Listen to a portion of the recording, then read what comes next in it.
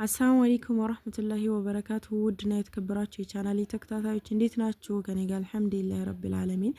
የአረብ ሀገር ሴቶች አስመሳዮች ውሸታሞች ነን እንላለን ብዙ ጊዜና ማስመሰል መዋሸት እንችልበታለን በጣም በቃ እንደተመቸን እያያችሁት ነው ቪዲዮውን ማለት ነው ያለችበትን ሁኔታ ልጅቷ አንዲት እህቴ ናት የላከችልኝና እሷም እንደዚህ አይነት ችግር እንዳለባት ነው ልጁ እቃ ይወረውርብኛል የሆነ ነገር ብርጭቆ ምናምን ይጥልብኛል ይሄም የሚያደርገው ለምንድነው ስልክ የ10 አመት ልጅ ነው ልጆቹ ስልክ ቤተሰቦቹ ስልክ እንዲያይ ስለማይፈቅዱለት ደብቂ ይሏታል ስራ ቦታ ሲሄዱ ማለት ነው ያንን ስልክ ስትደብቅበት አውጥታ እንድትሰጠው እንደዚህ አይነት ነገሮችን እንትን ይልብኛልና እንደዚህ አይነት ችግር አለ ብላ ይሄንን ቪዲዮ ላከችልኝ ማለት ነው እሷም የሚያጋጥማትን ችግር ነውና አሁን ለቤተሰብ ደግሞ ለባለቤቷ ለእናቷ ለአባቷ በቃ ሰላማዊ ህይወት እንደምትኖር እንደተመቻት ስራዋን አሪፍ እንደሆነ ነው በቃ ዋሽታ የምትናገረው እና ከዘጋው በኋላ እንደዛ ብዬ ካወራው ከዘጋውኝ በኋላ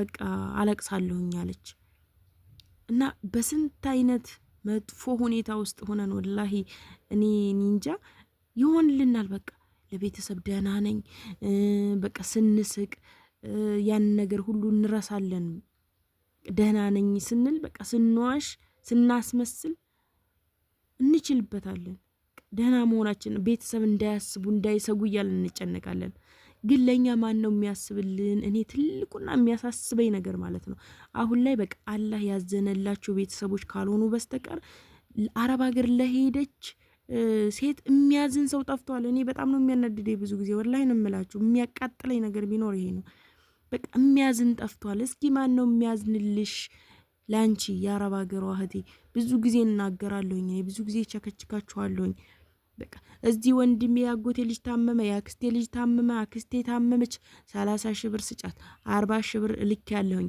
50 ሺህ ብር ልክ ያለሁኝ እስቲ ለባል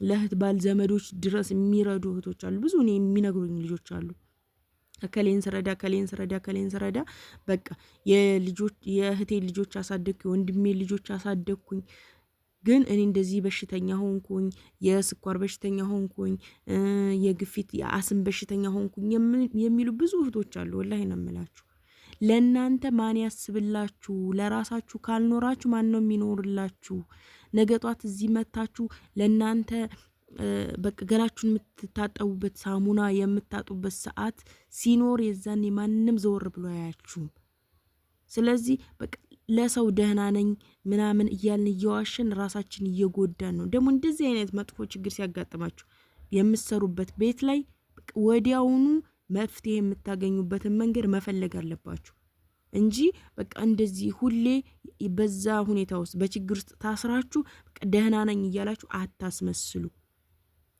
ችግር ውስጥ እንዳላችሁ መናገር አለባችሁ የእናንተን ችግር የምታውቁት እናንተ ብቻ ስለሆናችሁ ለሌላ ሰው እንዲሁኛል ብላችሁ ካልተናገራችሁ ማንንም አያያችሁ ማንንም አይሰማችሁ ያላችሁበትን ችግር ለሰው ማስረዳት አለባችሁ ለሚረዳችሁ ሰው እንግዲህ ሰው ስላችሁ ደግሞ ለሚረዳችሁ ሰው ማለት ነው ላለው አካል አሁን ባለቤትሽ ነው እንደዚህ ችግር አጋጥሞኛል በግልጽ ማለት ነው ወደ ሀገሬ መምጣት ፈልጋለሁኝ ሀገሬ መጥቼ ከሆነም ሌላ ሀገር ሄዳለሁኝ ካልሆነም ደግሞ እዚሁ ካለሁበት ሀገር ላይ ሌላ ስራ እንዲቀየርልኝ ብላችሁ ነው እንጂ ማድረግ ያለባችሁ ችግራችሁን እንደዚህ በተለይ እንደዚህ አይነት ችግር መጥፎ ነው በባለፈው እህታችን ሌላ ኑር ሰቦ ያጋጠማትን አይታችኋል የዛሬ ስንት አመት በፊት እንግዲህ ልጅቷ የሞተችባት ራሴን ለመከላከል ስል ነው ስትል ነበር ውስጡን ሁሉንም ነገር ሐቁን አላህ ነው የሚያውቀው እንዴት በምን አይነት መንገድ ራሷን ስትከላከል እንደሆነ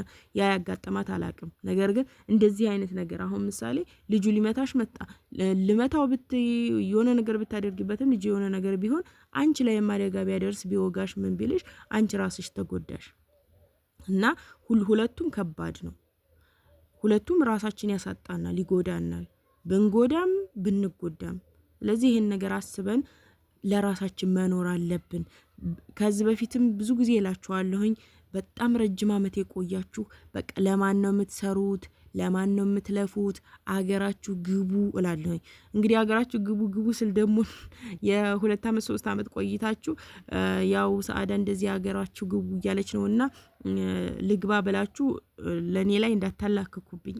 እኔ ብዙ ጊዜ የምናገረው በጣም ስለሚያሳዝኑኝ ረጅም ዓመት በቃ አረብ ሀገር የተቀመጡ ልጆች ወላሂ ነው የምላችሁ ከ20 ዓመት በላይ የተቀመጡ ልጆች አሉ። አሁንም አረብ ሀገር ያወሩኝ ማለት ነው። ግን ለመግባት ይፈራሉ።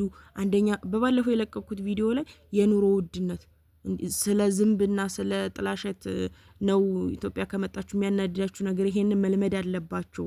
ያኒ እንዳላውቃችሁ ቀስ እያላችሁ ተለምዱታላችሁ። ይሄን ቢሆንም አናዷችሁ ወደ ስደት እንዳትመለሱ ብዬ በሰራሁት ቪዲዮ ላይ ጥላሸቱና አቧራው ምናምኑ ዝንቡ አይደለም ያስቸገረን የኑሮ ውድነት እንዴ የትም ብትሆኝ እኮ የሚያኖርሽ አላህ ነው አይደል እንዴ? ይሄንን ማወቅ አለባችሁ። በቃ ልባችሁን ማሳመን አለባችሁ። ሙእሚን እስከሆን ድረስ የትም ብንኖር የሚያኖረን አላህ Subhanahu Wa Ta'ala የሚመግበን የሚረዝቀን እሱ እንደሆነ ማመን አለብን። በቃ ቤትም ቢሆን ሰበብ ከጉሮሯችን ታልፋለህ ያለው ምግብ ይወርዳል ያልፋል። እና ብዙ ጊዜ ገበያ ላይ እውነቱን ስነግራችሁ ሚስጥሩን ማለት ነው ገበያ ላይ ማለት ነው በቃ ሁሉ ነገር ውድ ነው። ቤት ውስጥ ግን ጥጋብ ነው። አያችሁ እና አልহামዱሊላህ ይሄ ምንድነው ሪዝቃችን ካላ ስለሆነ እሱ ነው የሚረዝቀን ሰፋ አድርጎ ይሰጠናል። በቃ እንዳይርበን ገበያ ላይ እኮ ሁሉ ኑሮ ውድነቱ ምናምን ስታዩ ማለት ነው በቃ በልታችሁ የምታድሩ ራሱ ሁላ አይመስላችሁም። ሰው ሁሉ ተርቦ የሚኖር ነው የሚመስለው። እና በቃ የትም ብትሄዱ ሰበቡን ታደርሳላችሁ አላህ ይረዝቃችኋል። ቤት የሰራችሁ ነግሬያችኋለሁ ከዚህ በፊት ትንሽዬ ሱቅ የመስኮት ሱቅ ክፈቱ። ሱቅ በጣም ያዋጣል። ግዴታ 1,500,000 ብር ከሌለኝ መስራት አልችልም አትበሉ።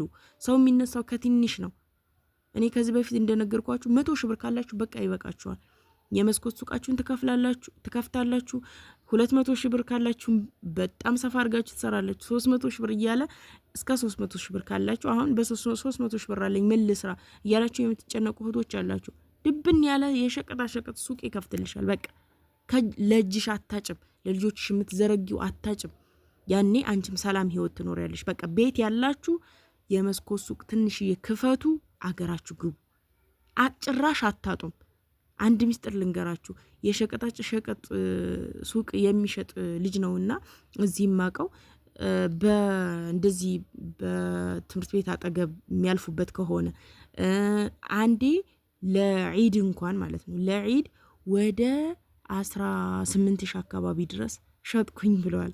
ሱብሃንአላህና ከህፃናት እንግዲህ አሁን የሚጠራቅም አይመስላችሁም አይደለ?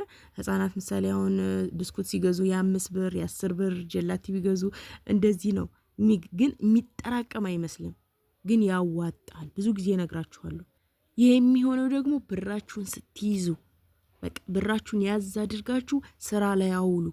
እከሌ እኮ አሞታል ለታመመ ሰው እርዱ፣ ችግር የለውም። ግን የምትረዱበት መንገድ ያን ያክል ከልክ ያለፈ በቃ እንዴ እናንተ ብቻ ናችሁ እንዴ የምትሰጡት? ዝም ብላችሁ 20,000 ብር ስጪው 30,000 ብር ስጪው 40,000 ብር ስጪው እያላችሁ ገንዘባችሁን አታባክኑ። ማንንም የሚያዝንልሽ ነገር ሰው የለም። ብዙ ጊዜ ነግራችኋለሁ፣ የሚያዝንላችሁ የለም። እናንተ እኮ ለታመመውም ስታዝኑ ለተቸገረውም ስታዝኑ በቃ ሰው ለሞተበትም ስታዝኑ ለሁሉም ስታለቅሱ ለሁሉም ገንዘብ ስትበትኑ ለእናንተ ማን ይዘን ነው ዋናው ጥያቄ። ወላሂ ማንንም እንደጅል ነው የሚያይሽ። ጭራሽ ሀገር ስንገባ ማለት ነው በቃ እቺ ብሯን ስትበትን ለነሱ እኮ የሰጥሻቸው አይመስላቸውም። በቃ እቺ ብሯን እንዳገኘች እየረጨች ጅል ናት። በቃ ልክ እንደ ጅል እንደ ቅራቅምቦ ነው የሚያዩዋቸው። ወላሂ ማሽላ ሲያርስ ቃላሉ እኔ በጣም ስናደር ነው ወላሂ የምስቀው። እና እንደ ጅል ነው የምንታየው። በቃ እዚህ ከገባን በኋላ በቃ እንደ የዋሆች ነገር አለ አይደለ? እንደዛ ለምትታዩ ነገር ወይ ዘመድ የላችሁ ወይ ገንዘብ የላችሁ ወይ ከገንዘባችሁ አትሆኑ ወይ ዘመድ አታፈሩበት። እኔ እኮ እዚህ ኢትዮጵያ ውስጥ ተቀምጬ ማለት ነው ለአንዱ ለባዳም ይሁን ለዘመድ የሆነች ትንሽ ነገር ብሰጠው 1,000 ብር ብሰጠው ራሱ ያችን ከቁም ነገር ይቆጥርልኛል። ብዙ ጊዜ ያስታውሳታል። ከውጭ ሆነሽ ግን አንቺ 10,000 ብር ብትልኪለት ወይ 20,000 ብር ብትልኪለት የኔ 1,000 ብር ነው የሚቆጠረው ሀቢበቲ እዚህ ያለሁት ማለት ነው። እና የመመዳም ቅመሞች ሁል ጊዜ እኛ ተቸግረን ለሰው የምናስብበት ጉዳይ እስከ መቼ ነው? ብስል ሆኑ ብልጥ ሆኑ እላችኋለሁኝ። እንግዲህ ቢረዳ መንገድ ያለበት የሚረዳው ገደብ አለ። በተለይ ደግሞ እንደዚህ አይነት ችግር ውስጥ ስንሆን ማስመሰል የለብንም። በሽታ እየታመማችሁ በጣም እየታመማችሁ አረብ ቤት እየሰራችሁ እንዴት እናድርግ የምትሉኝ እህቶች አላችሁ። እንዴ በሽታ እኮ ነው፣ ከጤና በላይ የለም፣ ከራስ በላይ ሰማይ ነው፣ ማንም የለም። አገርሽ ግቢ ታከሚ፣ በቃ ራሳችሁን ሁኑ። እኔ ምንጊዜ የምምላችሁ ይሄን ነው።